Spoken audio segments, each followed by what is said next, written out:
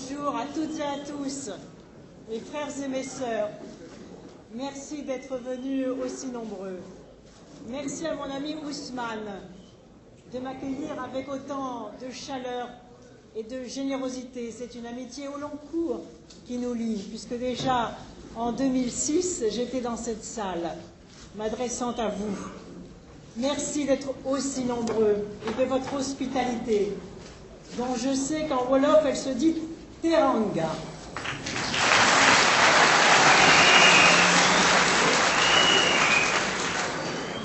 Teranga, un mot magnifique qui exprime une valeur que de longue date les civilisations africaines exaltent et défendent. Dans cette salle qui porte son nom, je pense, comme vient de le dire Ousmane, bien sûr, à l'œuvre de Léopold Sédar Senghor, à ce qu'il voulut et à ce qu'il fit pour le pays. Je pense aussi, et votre brillante université porte son nom, à Cheikh Anta Diop. Et je salue les étudiants et les professeurs de l'université qui sont ici, présents dans cette salle. Je pourrais vous dire que je suis une amie ancienne et fidèle du peuple sénégalais, mais je vous dirai beaucoup plus. Je suis une fille de l'Afrique, et Ousmane vient gentiment de le rappeler, une sœur des hommes et des femmes d'ici. Oui, c'est sur votre terre que je suis née, à Ouakam. Et l'un de mes frères aussi, ça se sait moins, 4e et 5e d'une famille de 8 enfants. Mon père était sous-officier et les lieux n'ont pas changé. Lorsque j'y suis retournée à la fin de l'année 2006, et j'y retournerai dans les jours qui viennent, les lieux n'ont pas changé et ils sont habités aujourd'hui par un sous-officier de l'armée sénégalaise. Je n'ai pas beaucoup de souvenirs conscients, bien sûr, avant l'âge de 2 ans, mais tout est imprimé en moi, car on garde enfoui en soi les couleurs, les musiques, la chaleur, la lumière, les parfums engrangés dans les premiers jours de sa vie. De cette naissance, ici, dans mon pays natal, j'ai toujours ressenti un profond sentiment de fierté. C'est une force d'être ainsi citoyenne du monde et d'avoir depuis l'enfance toujours le réflexe, grâce à cette naissance, de regarder ce qui se passe loin de nos frontières et plus loin encore de regarder ce qui se passe dans l'hémisphère sud. Et d'ailleurs, avant cette grande échéance de l'élection présidentielle, je suis revenue au Sénégal. J'avais besoin de retrouver mes racines et leurs forces. J'avais envie de renouer avec mes origines. Et à cette occasion, j'ai rencontré une femme à Tiaroy, avec une centaine d'autres femmes. Elles avaient perdu leur fils, noyé lorsqu'il tentait de gagner l'Europe. Nous nous sommes longuement serrés dans nos bras. Et cette femme, submergée par le chagrin avec toutes les autres, elles ont décidé de le dépasser en s'investissant pour les jeunes de leur village. Et nous nous sommes longuement revus hier. Que de progrès dans leurs actions dont j'avais vu les balbutiements en 2006. Activités de pêche, artisanat, alphabétisation, agriculture. Avec quel courage toutes ces mères ont dépassé leurs souffrances pour prendre en main leur vie, leur subsistance et donner aux jeunes, à leurs enfants, aux adolescents et aux jeunes adultes des raisons d'espérer et de vivre dignement de leur travail dans leur pays.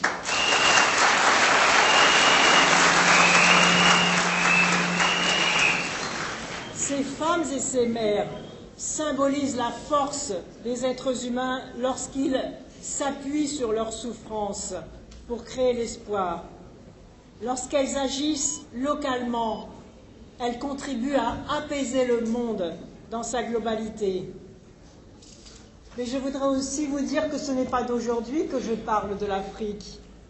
À Villepinte, dans le discours d'ouverture de la campagne présidentielle, le continent était déjà au cœur de mes préoccupations politiques.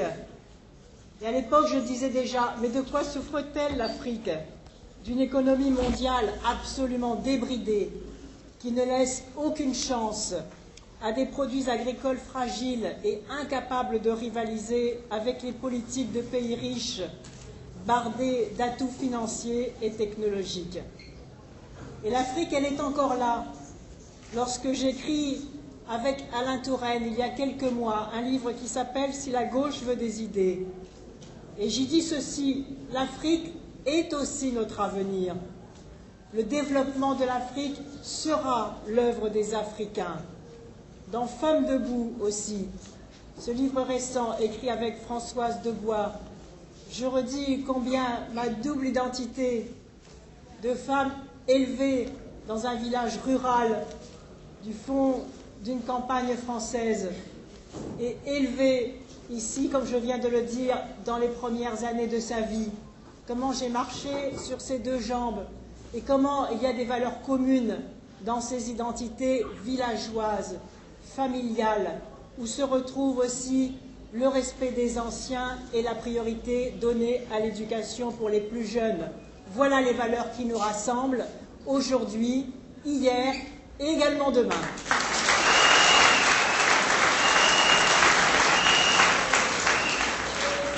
Et je voudrais aussi vous dire à quel point ce cheminement au long cours vient de loin. À chacune de mes responsabilités ministérielles, j'ai toujours intégré l'Afrique. En 1992, ministre de l'Environnement, c'est avec un pays africain, le Mali, que j'ai lancé les premières actions communes environnementales. Ministre de l'Enseignement scolaire, c'est encore avec le Sénégal que j'ai lancé les actions de développement et de partenariat avec le ministère de l'Éducation, comme par exemple la création de la bibliothèque de Ouakam. Je pourrais donner bien d'autres exemples de cette préoccupation au long cours et de ce lien indéfectible qui me ramène toujours vers ici. Tant est forte ma conviction que cette alliance entre le continent européen et le continent africain est une chance à saisir pour équilibrer le monde multipolaire qui doit construire la paix et la prospérité. C'est dire à quel point, dans le contexte actuel de toutes les violences qui nous assaillent, violence de la crise économique et financière, violence des dégâts environnementaux, violence des désastres sanitaires et notamment du sida, notre responsabilité est forte, tout comme est forte aussi notre capacité commune à oser les stratégies visionnaires qui nous donnent les clés du monde d'après. Oui, l'Afrique, je ne l'ai jamais lâchée parce que je pense qu'il y a des potentiels formidables, puissants, inexploités aujourd'hui et que ce sont dans des partenariats réciproques, en alliant nos intelligences communes, que nous réussirons à inventer ce nouveau monde dans lequel nous voulons faire naître nos enfants. Un monde de paix et un monde de prospérité. Voilà notre défi. C'est une conviction d'ailleurs très profonde. Ce n'est pas d'ailleurs seulement une conviction, c'est une raison d'agir. Et c'est pourquoi je voudrais vous dire aussi que je suis là en tant que présidente d'une région, présidente de la région Poitou-Charentes, et que j'ai noué des liens très étroits avec la région de Fatick. C'est en effet une région du Sénégal que j'ai choisie en tant que présidente de région pour faire des actions exemplaires. Et cette coopération, cet échange réciproque, parce que je vais vous le dire, nous avons autant appris en venant ici découvrir les problèmes, les potentiels, l'inventivité, les actions que les délégations de FATIC qui sont venues en Poitou-Charentes, dans la région que je préside, nous avons appris les uns des autres. Et cette coopération, en particulier, prioritairement, dans le domaine de la croissance verte et des énergies renouvelables, et en particulier dans l'énergie solaire, est si efficace et si constructive et si imaginative de nos deux côtés qu'elle vient d'être retenue comme le premier modèle de référence de coopération décentralisée par le Programme des Nations Unies pour le développement. Voilà, chers amis, la démonstration politique par la preuve qu'il y a un lien très étroit pour l'avenir de l'humanité entre l'action locale et le progrès global à l'échelle de la planète. Certains disent local et global. Ce sont des mots parfois un peu abstraits, mais ici ils prennent tout leur sens concret. La résonance entre des valeurs et des réalisations sur le terrain et en même temps ce qu'ils signifient à l'échelle planétaire. Bien sûr, ces actions bénéficient directement et sont définies directement par les personnes auxquelles elles sont destinées. Mais elles doivent bien évidemment recevoir les appuis financiers à l'échelon des États et des organisations internationales. Oui, je suis convaincue, compte tenu de tout cela, qu'il y aura un avenir pour l'humanité avec une Afrique forte, debout et respectée, partenaire d'une Europe forte, debout et respectée. Et je veux, devant vous, porter une parole de respect, de fraternité et de justice. Celle d'ailleurs qu'aurait dû porter le G20, en associant davantage l'Afrique dans son ensemble. Bien sûr, il y a eu des avancées positives au G20, et je l'ai dit, des règles nouvelles pour domestiquer le capitalisme financier. Mais pourquoi l'Afrique n'est-elle pas au G20 en tant que telle? Pourquoi avoir écarté 1 milliard d'habitants et un tiers des ressources naturelles de la planète? Ce n'est ni juste ni efficace. Tout comme n'est ni juste ni efficace l'absence du continent africain au sein du Conseil de sécurité des Nations Unies, ou encore la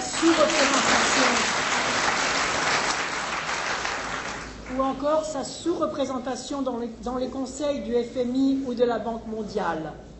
Je le dis ici solennellement, l'Afrique doit enfin avoir toute sa place dans les instances internationales, car le monde a besoin d'elle, le monde a besoin de sa vision, de ses talents, de sa faculté de don, de sa faculté d'imagination et de ses idées. Chers amis, nous vivons une époque historique, avec une crise sans précédent faite de drames, mais aussi, je veux le croire, et je sais que vous le croyez aussi, avec des opportunités et des chances à saisir. L'opportunité de nous en sortir en décidant nous-mêmes des changements profonds et des valeurs nouvelles qui nous permettent d'inventer le monde d'après, un monde plus humain et plus juste. L'aménagement à la marge du système actuel ne permettra pas de sortir de crise. Le modèle actuel ne le permettra pas, il faut changer de système et changer de modèle. Et les peuples doivent exiger de leurs gouvernants et de leurs élites qui n'ont su ni anticiper ni guérir. Oui, les peuples doivent exiger des gouvernants et des élites qu'ils changent enfin de logique. Partout, les peuples se révoltent.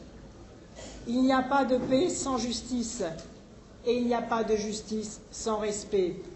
Il y a même les émeutes de la faim, c'est-à-dire cette revendication élémentaire de pouvoir se nourrir. Alors la finance doit être impérativement mise au service de l'économie réelle, et l'économie réelle au service des hommes et des femmes. Et puis il y a la crise écologique sans précédent qui menace notre survie commune. Depuis 2000, le nombre de personnes touchées par des catastrophes naturelles a été multiplié par 3. D'ici 2040, 1 milliard de personnes seront contraintes à se déplacer, victimes de la sécheresse, de l'appauvrissement des sols et de la hausse du niveau de la mer. La plupart seront originaires des pays les plus pauvres et les plus chauds, et du continent africain en particulier. Les forêts denses en Afrique sont menacées par la surexploitation des sols et par une agriculture intensive, non pas destinée à nourrir les peuples, mais souvent destinée aux seules exploitations. En l'an 2025, 750 millions de personnes vivront dans des zones désertiques. Aujourd'hui déjà, seule la moitié de la population africaine a accès à l'eau potable. Et pourtant, il pourrait en être autrement s'il y avait d'autres règles de développement, s'il y avait une garantie de justice, d'accès aux ressources naturelles, si des biens publics cessaient d'être privatisés, s'il y avait une autre gouvernance mondiale où tous les pays pourraient siéger à leur juste place. Et moi, c'est d'abord un message aussi d'optimisme que je suis venu vous délivrer, malgré la dureté, la violence et la tragédie de l'histoire que nous vivons aujourd'hui avec le réchauffement planétaire. Oui, il est possible qu'il en soit autrement si les peuples prennent en main leur destin et si les principes de justice s'imposent enfin à la répartition des richesses à l'échelle de la planète.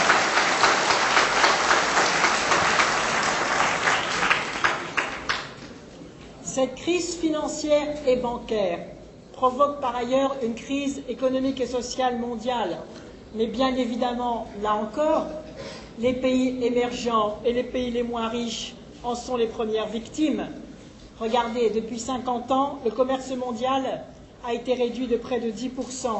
Et donc, par définition, puisque les pays riches empruntent de plus en plus, ont besoin d'accès au financement, alors les projets de développement ont de plus en plus de mal à obtenir aussi les crédits qui leur sont nécessaires. L'Afrique a été trop souvent oubliée de la mondialisation. Elle est aussi oubliée des plans de relance. Et cela doit changer, et cela peut changer. Car les bailleurs du Fonds monétaire international, et en particulier tous les pays du Nord, devront impérativement consacrer le triplement des réserves qui ont été décidées lors du sommet du G20. C'est une bonne décision, mais il va falloir surveiller comment ce triplement des réserves est utilisé, et on en revient à ce que je disais tout à l'heure. Pour pouvoir surveiller cela, alors oui, il faut que l'Afrique siège en tant que telle à la prochaine réunion du G20 pour devenir le G21. Voilà ce que nous voulons. Car en oubliant ce principe fondamental, par le peuple et pour le peuple, principe qui est d'ailleurs aussi le principe de la République du Sénégal, nous risquons tous d'être entraînés collectivement vers le gouffre si nous subissons. Mais nous sommes nombreux à l'échelle planétaire à avoir les moyens et la volonté de réagir et à refuser de subir. Aujourd'hui, plus que jamais, nous devons être à la hauteur du défi que le siècle nous pose. Et les forces de vie doivent l'emporter sur les forces de l'argent. Je ne sais pas si on entend bien au fond de la salle. Me dit-on. Je ne sais pas si on peut améliorer la sonnette. On essaye.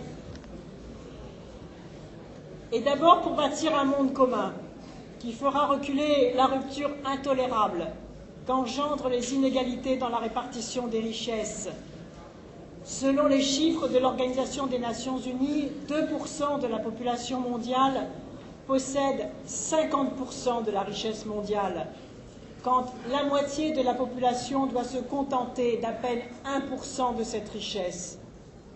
La malnutrition est responsable de plus de la moitié de la mortalité infantile. 2/3 des séropositifs dans le monde se trouvent en Afrique, alors que l'accès aux médicaments n'est pas encore réglé.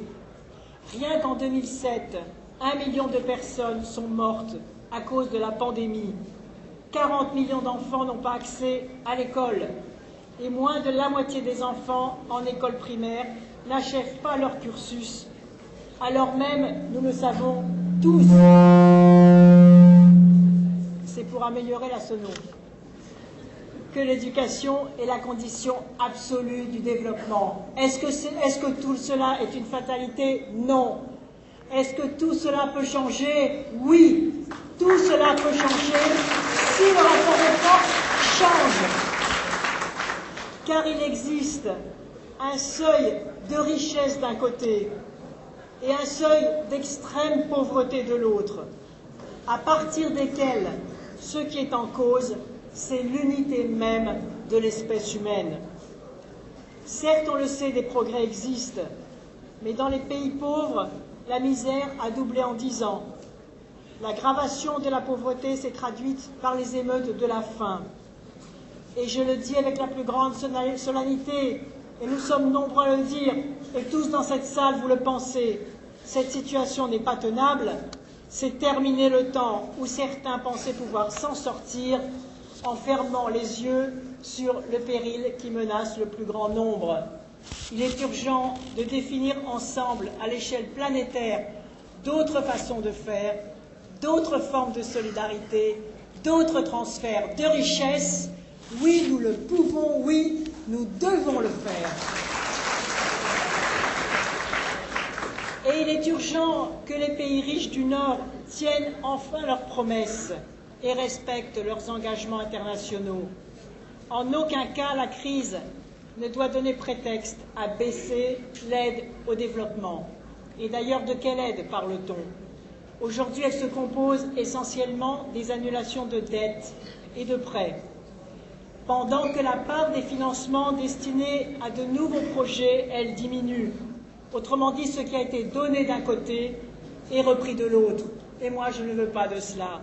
Je veux pour mon pays, la France, et pour l'Europe, le courage de ne pas se payer de mots, l'honnêteté de ne pas tromper ceux que l'on prétend aider. Le respect commence là et nous devons tous ensemble l'exiger. Lorsque j'étais à Belém, au Forum social, j'ai entendu le président Lula du Brésil dire qu'il en avait assez d'être convoqué dans les grandes capitales par de jeunes banquiers qui lui disaient comment gérer son pays alors qu'ils n'y ont jamais mis les pieds et qu'ils savaient à peine où ils se situaient. Sous la plume d'Aminata Traoré, j'ai lu que les Maliens en avaient assez, que ceux qui n'ont jamais vu une boule de coton leur disent ce qu'il fallait en faire. Dans les textes d'artistes et de musiciens comme Tiken Jah-Fakoly ou le rappeur Didier Awadi, que je connais bien parce qu'ils sont venus dans les festivals de ma région, au festival Musique Métisse d'Angoulême et au Francofolie, donc je connais bien leurs paroles si fortes. Et dans ces paroles, j'ai entendu la colère que provoque l'injustice et le manque d'écoute. Et puis, il y en a dans cette salle de nombreux universitaires et responsables politiques africains qui demandent que l'Europe tire la leçon des accords de partenariats économiques qui ont échoué et qui sont perçus non comme une aide, mais comme un rapport de force. Et là aussi, je vous le dis, avec les mêmes moyens financiers, il est possible de faire autrement et de construire autrement le développement. Car l'aide au développement ne doit plus être une version moderne de la charité condescendante, assénant ses certitudes de Washington, de Bruxelles ou de Paris. Elle doit être construite avec et non pas pour. Des progrès ont été faits, c'est vrai, il faut le dire. Et je voudrais vous rappeler comment nous nous en sommes inspirés en revenant un instant sur ces actions concrètes que nous menons avec nos deux régions. Car deux principes nous ont guidés entre la région Poitou-Charentes et la région de Fatigue, présidée par le président Sen. Ne jamais plaquer de solutions, ne jamais plaquer de solutions théoriques toutes faites, mais chercher ensemble, avec les principales personnes concernées, celles qui vont devoir appliquer les actions en mutualisant nos expériences, chercher avec ceux qui vont utiliser les matériels les meilleures réponses, nous appuyer sur les initiatives locales, fidèles à un esprit d'écoute qui conditionne le succès de tout programme. Et c'est comme cela que nous avons développé des actions qui comprennent plusieurs volets, agricoles, énergétiques, touristiques, économiques, sanitaires et éducatifs. La coopération agricole a commencé en 2004 et aujourd'hui nous avons déjà obtenu des résultats en formant ensemble des éleveurs de chèvres d'ici et des éleveurs de chèvres du Poitou, en améliorant des structures, en respectant l'environnement. Ces succès nous permettent aujourd'hui d'envisager de nouveaux partenariats avec agronomes et vétérinaires sans frontières. Nous avons développé l'énergie solaire pour l'accès à l'eau et nous pouvons maintenant, aujourd'hui, à Fatick, tout en économisant la consommation du bois, électrifier les chèvreries, je les visiterai demain et après-demain, des fromageries, des pompes à eau, des services publics et notamment des établissements scolaires et des unités sanitaires rurales. Je les visiterai demain, je viens de le dire, et pendant 3 jours. Car à terme, l'énergie solaire va permettre d'électrifier les territoires isolés du réseau électrique conventionné et notamment des îles du Saloum. Et grâce à ces réalisations, la région de Fatick, je le répète parce que c'est très important, a été retenue par le programme des Nations Unies comme région pilote pour lutter contre le changement climatique. Voilà comment, en agissant localement, on transforme globalement. Nous avons aussi lancé dans l'écotourisme des projets pilotes dans la zone du parc naturel, du delta du Siné Saloum et dans l'arrière-pays. Et nous l'avons fait en partenariat avec le parc du Marais Poitevin. C'est-à-dire ce que nous avons appris ici, nous l'avons aussi transposé chez nous. Ce que nous avons appris ici avec l'énergie solaire, ça nous a permis d'améliorer aussi nos équipements solaires dans les bâtiments agricoles de la région Poitou-Charentes. Il n'y a pas eu un flux à sens unique, il y a eu un flux réciproque d'aller et retour qui nous ont permis, nous là-bas, de nous améliorer et ici de monter en puissance sur ces projets. Ce sont des aventures humaines exceptionnelles, des rencontres, des enseignants qui se parlent, des chaudronniers que nous avons formés ensemble, des femmes qui ont construit des poteries pour pouvoir construire des fours qui consomment moins de bois, 7 fois moins de bois que les fours traditionnels. Et bientôt, dans cette région du delta du Siné Saloum, les habitants de ces régions pourront accueillir les visiteurs de tout le Sénégal en respectant l'équilibre de la nature. Voilà comment, en agissant localement, on transforme globalement. Et puis, la région que je préside a soutenu les projets de mise en place du microcrédit pour permettre aux éleveurs de financer les fourrages et les équipements dans les coopératives pour le lait. Ce programme, dans son ensemble, englobe de nombreux partenaires locaux et en particulier les groupements de promotion féminine. Elles sont venues dans ma région, elles nous ont raconté leurs histoires et leurs espoirs. Elles ont échangé avec les femmes d'agriculteurs et de pêcheurs qui, elles aussi, dans la région que je préside, rencontrent beaucoup de difficultés. Et on a vu ensemble des trésors d'ingéniosité, d'opiniâtreté et de créativité.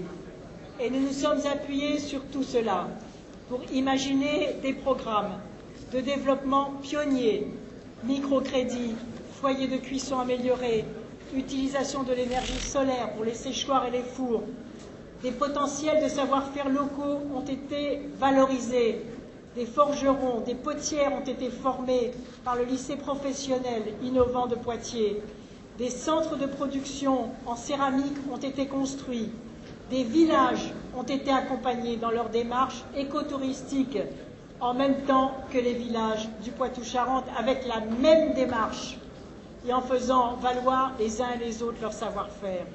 Et nous avons, je répète, beaucoup appris, nous, de ces missions d'échange. Et nos techniciens en énergie solaire ont beaucoup appris en venant ici. Nous avons été ainsi plus efficaces ensemble. Et c'est la raison pour laquelle ce partenariat a été signé le 17 novembre 2008, c'est très récent, entre les deux régions et l'Organisation des Nations Unies. C'est ainsi que ce programme de coopération décentralisée va faire de Fatick la première région du Sud à devenir neutre en émissions de gaz carbonique. Alors oui, je suis convaincue que c'est en multipliant ce type d'action, conjuguée naturellement avec l'action des États et des organisations internationales, que l'on peut changer les règles de la planète. Partout doivent se mettre en place ces actions qui changent concrètement la vie des gens, qui créent de la ressource et qui développent des régions et qui permettent de vivre dignement. Ce sont ces petites rivières qui font de grands fleuves. Bien sûr, la coopération décentralisée ne remplace pas la coopération à l'échelle des États et des continents. Mais on pourrait faire tellement plus si on avait ne serait-ce que quelques miettes des milliards qui ont été perdus par les banques à travers le monde. Cela prouve qu'il est possible de faire autrement. L'aide au développement n'est pas un luxe de pays riches. C'est précisément parce que nous sommes tous confrontés au même moment à la plus grave crise économique que nous devons agir ensemble, car nul ne s'en sortira seul et encore moins contre les autres, mais nous nous en sortirons les uns avec les autres.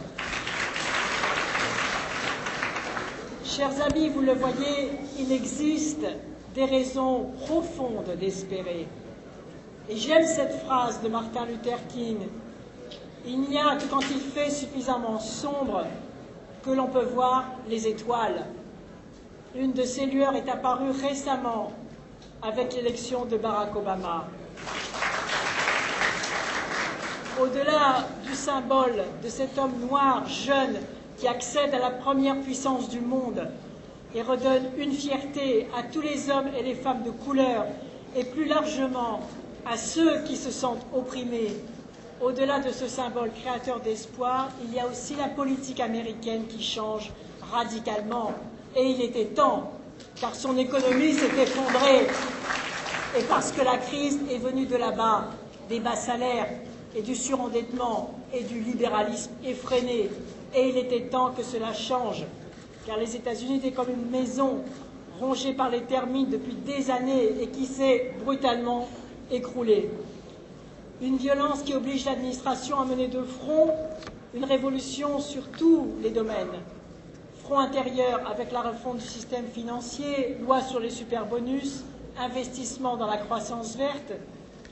Front extérieur avec le tournant dans les relations internationales et dans le dialogue. Cette stratégie de la main tendue portera ses fruits, j'en suis convaincue. Dialoguer même lorsqu'il n'y a plus de mots pour le faire. Construire des médiations là où le dialogue est rompu, voilà ce que doit être la diplomatie du XXIe siècle. Il y a eu ensuite le Forum de Belém, j'en ai parlé tout à l'heure. Et l'altermondialisme n'a jamais autant mérité de porter son nom. Penser le monde différemment, faire le serment de dépasser tous les schémas, tous les lieux communs, tous les systèmes de pensée qui rapetissent, rester créatif et réaliste à la fois.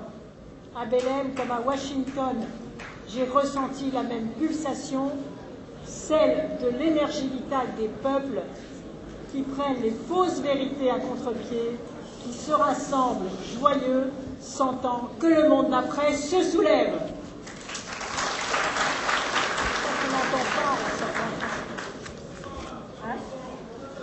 On n'entend pas? Au fond de la salle, nous voulons de la conscience. Et quel est le mot? Au fond de la salle, la conscience. Et vous allez entendre tout. On n'entend rien du tout au fond de la salle. Mais moi, je dis. C'est lequel, celui-là? Et là, vous m'entendez? Ah! Est-ce que je recommence tout? Non.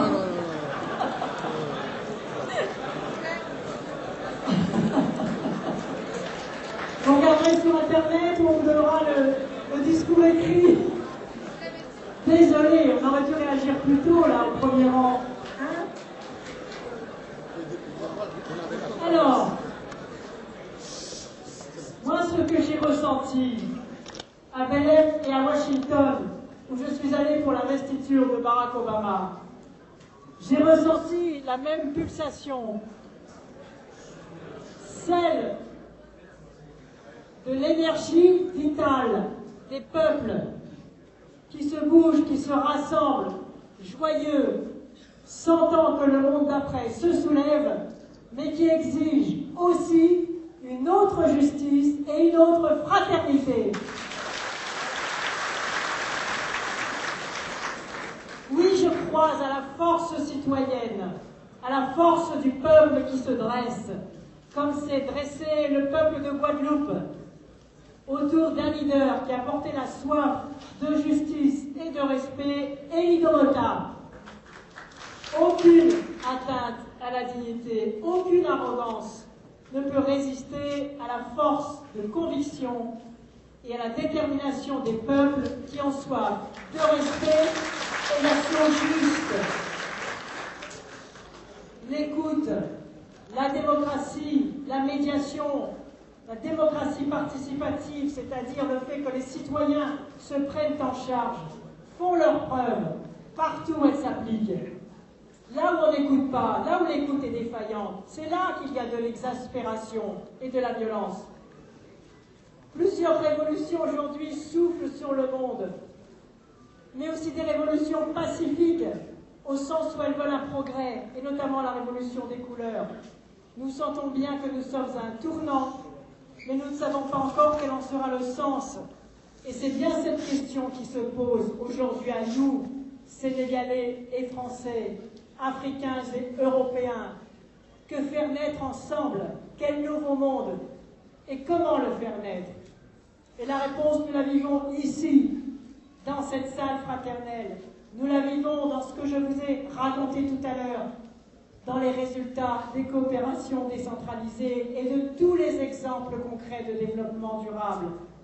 La réponse, c'est celle de la fraternité qui nous permet de bâtir ensemble des solutions respectueuses de la planète que nous partageons. Vous avez autant ici, sinon davantage d'atouts que nous, ne serait-ce qu'avec l'énergie solaire, pour réussir la croissance verte. Alors imaginons un instant comment nous pourrions être efficaces en unissant nos efforts et nos volontés. Voilà le défi que je vous propose de relever ensemble.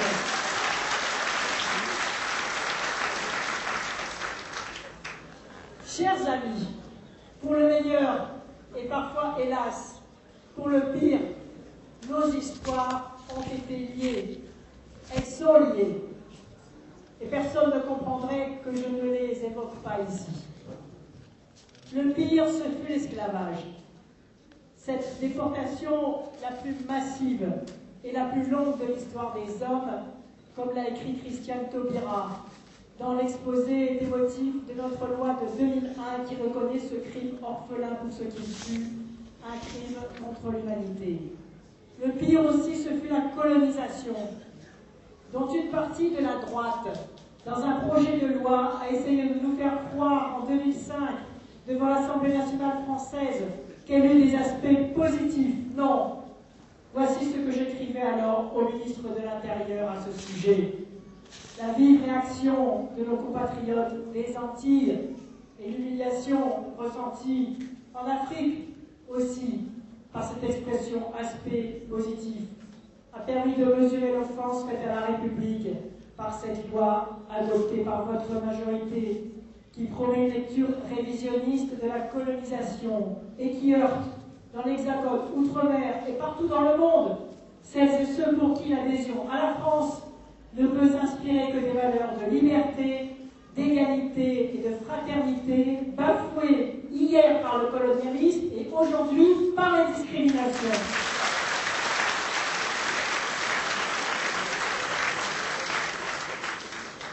À la libération, ceux qui avaient combattu pour la liberté de la France prirent ces valeurs au mot. et entreprirent de secouer le joug colonial de ce que l'on appelait encore la métropole. Parmi les grandes voix qui, en ce temps, eurent les mots pour le dire avec force, le refus des rapports coloniaux qui s'opposaient à l'universalité concrète des idéaux de la République, Aimé Césaire, l'un de nos plus grands poètes et dramaturges, dont l'œuvre et l'engagement font partie intégrante du patrimoine littéraire et politique français, l'auteur du discours sur le colonialisme, grand texte républicain dont je vous recommande, disais-je, au ministre de l'Intérieur de l'époque, la lecture, car c'est de cette parole-là que la France d'aujourd'hui doit être plus que jamais l'héritière et la continuatrice. Car l'honneur de la République française, c'est la lucidité d'une histoire partagée dans une France accueillante à tous les siens. Permettez-moi d'être très clair, qu'il y eut à cette époque des hommes et des femmes sincères, de bonne volonté, cela est sûr. Mais on n'a rien dit quand on a dit que cela. Le problème, c'est que la colonisation fut un système. Ce système doit être condamné pour ce qu'il fut, une entreprise systématique d'assujettissement et de spoliation, et c'est ce qu'elles doivent être combattues aujourd'hui sans fléchir. Car les colonisés n'avaient pas le choix. Le travail forcé et le code de l'indigénat étaient la règle, et le mépris et le racisme, et la violence d'un système qui fit ployer les uns sous le joug des autres. Et je veux rendre honneur à ceux qui, dans toute l'Afrique, se sont battus et sont morts dans un combat qui était le combat non seulement des Africains, mais de toute l'humanité. Et je suis fière qu'il y ait eu en France des consciences pour s'insurger et des militants pour se porter aux côtés de ceux qui luttaient pour leur indépendance. Ceux-là défendaient nos valeurs quand la colonisation en était la négation. Je crois que nous avons le devoir de porter des mots justes sur ce qui fut. Car les mots font plus que nommer. Ils construisent la réalité et le regard qu'on porte sur elle et l'éducation des jeunes générations qui n'ont pas connu cette époque. Nos plaies d'histoire ne sont pas toutes cicatrisées. Le devoir de mémoire n'a pas besoin de permission. Chacun s'en acquitte, avec la subjectivité et l'héritage qui est le sien. Ce dont nous sommes, en revanche, collectivement comptables et responsables, c'est du droit à l'histoire et du devoir de vérité. Et ce droit à l'histoire et ce devoir de vérité, c'est ce qui permet de regarder les faits en face et de partager un récit qui ne soit pas ressassement du passé, mais au contraire moyen de le dépasser, sans amnésie, mais pour se projeter ensemble vers l'avenir. Dans la dernière lettre qu'il a écrite à sa femme, avant d'être assassiné, Patrice Lumumba a dit sa foi inébranlée dans l'établissement de la vérité historique. Il écrivait « L'histoire dira un jour son mot, l'Afrique écrira sa propre histoire ».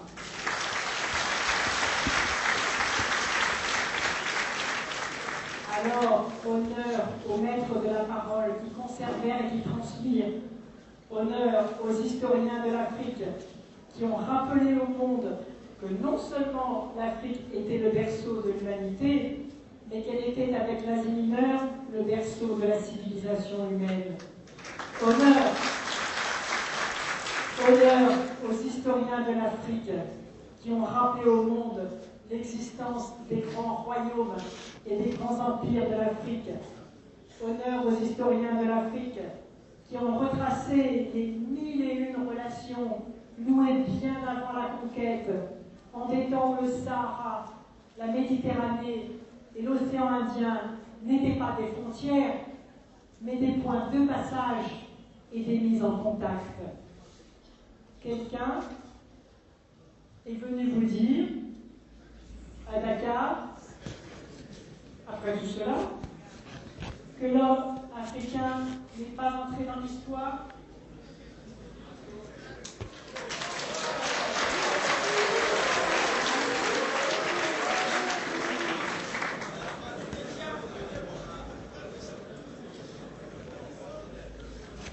Pardon.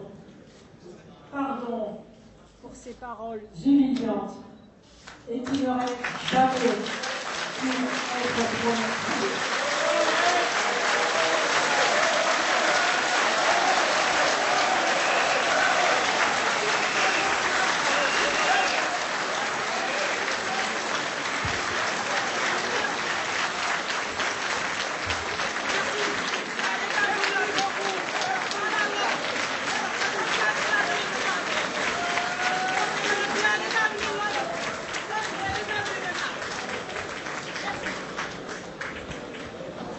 Ces paroles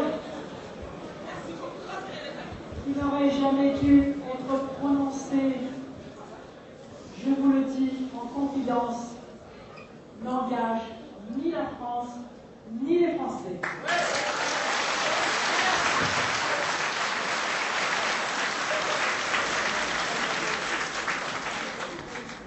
Car bien évidemment, vous avez fait l'histoire et vous continuez à la faire.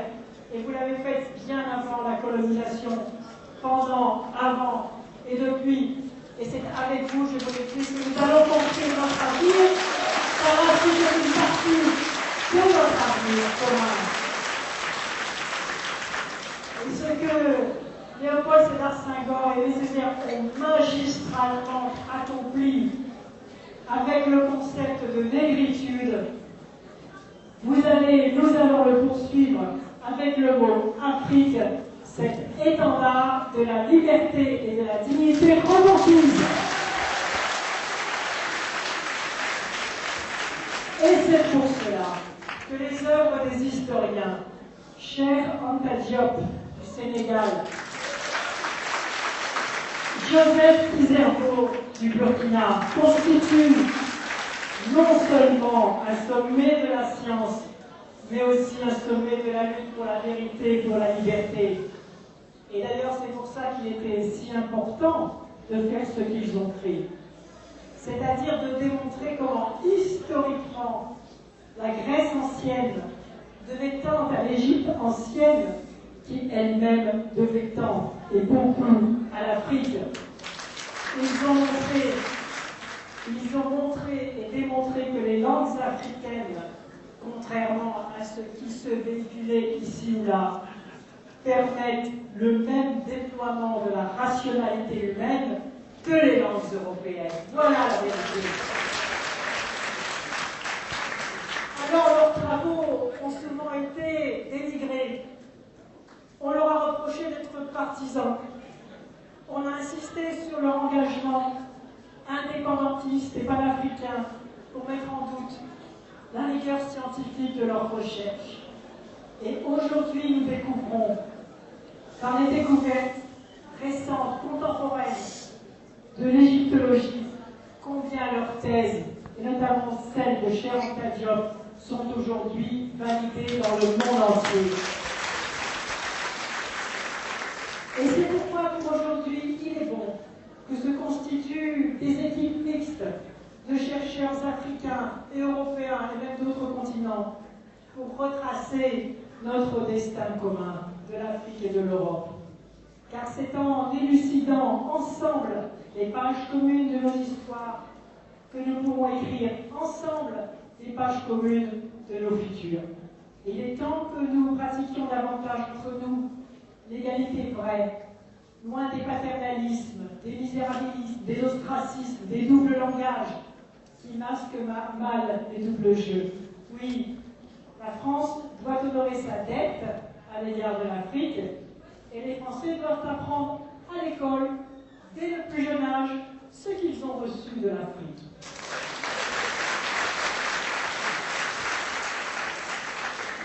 Quand notre territoire national fut envahi, l'Afrique fut un refuge et une aide pour les forces de la France libre. Les soldats africains ont contribué sur tous les champs de bataille à inverser le cours de l'histoire. Le 8 mai 1945, sans l'Afrique et les Africains, jamais la France n'aurait retrouvé sa liberté.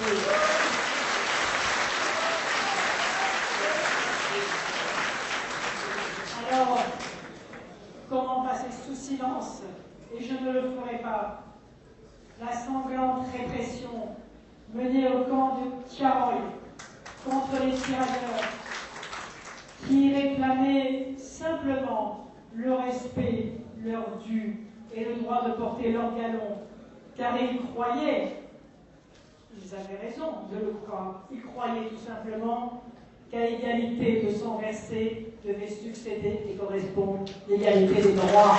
Ils avaient raison. Et cette leçon et ce récit, je l'ai reçu de mon père et je ne l'oublierai jamais. Et c'est pourquoi je me suis rendue hier au cimetière de Tiaroy.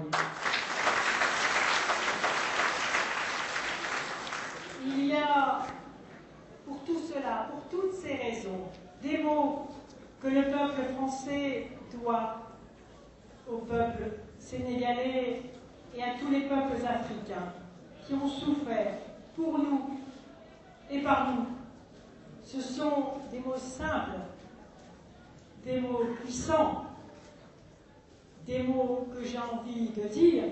Oh, je n'ignore pas toutes les polémiques qu'il y a derrière ces mots. Et vous me connaissez, je dis ce que je ressens au plus profond de moi. Et ici, j'ai envie de vous les dire ces mots parce que je les pense profondément.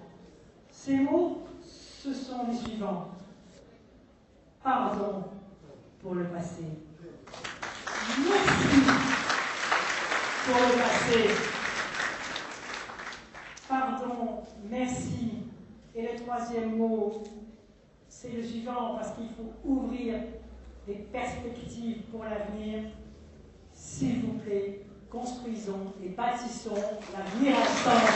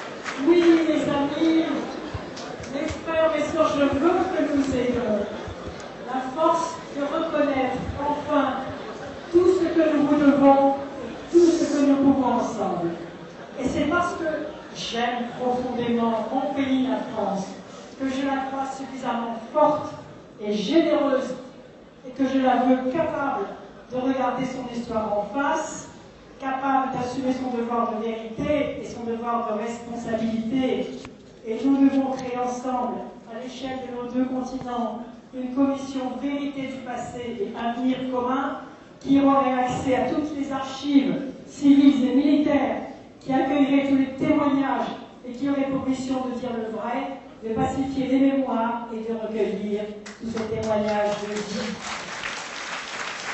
La France républicaine mérite aussi que cesse ce qu'on appelle, et l'on sait ce que cela veut dire, je n'en dirai pas plus, ce qu'on appelle la France-Afrique et l'opacité de décisions prises dans le secret de quelques bureaux pour quelques intérêts particuliers. Oui, cela doit cesser.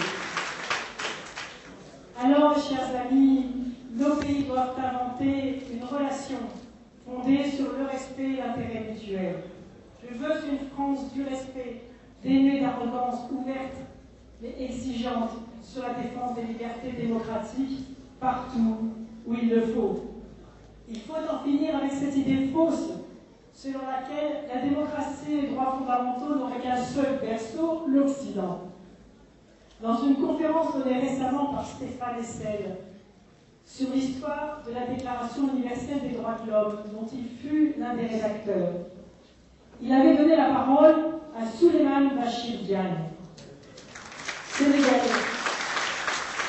Et celui-ci, avec lequel j'ai longuement parlé ensuite, nous a rappelé que dans la charte du Mandé du XIIIe siècle, Ce serment des chasseurs, qui se voulait aussi une adresse au monde, on trouve une définition toujours actuelle des droits de la personne humaine. Et c'est pourquoi aujourd'hui je veux rendre hommage au moment démocratique que vient de vivre le Sénégal et à tous les pays démocratiques d'Afrique qui s'ouvrent aux transitions partout. Je veux rendre hommage à tous ceux qui, jeunes et moins jeunes, hommes et femmes, fidèles aux idéaux qui guidaient leurs aînés au moment des indépendances, se battent pour faire vivre leurs droits à la liberté, à l'égalité et à la fraternité de leur peuple. Pour nous, cela veut dire que nous ne pouvons, nous Français, ni soutenir les dictatures, ni jamais abandonner les démocrates.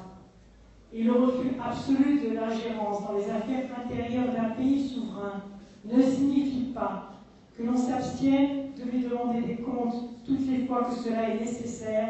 Cela est le dialogue entre égaux. Cela signifie aussi que sur notre sol français, nous soyons également exemplaires sur le respect et la dignité de tous ceux qui sont venus d'ailleurs.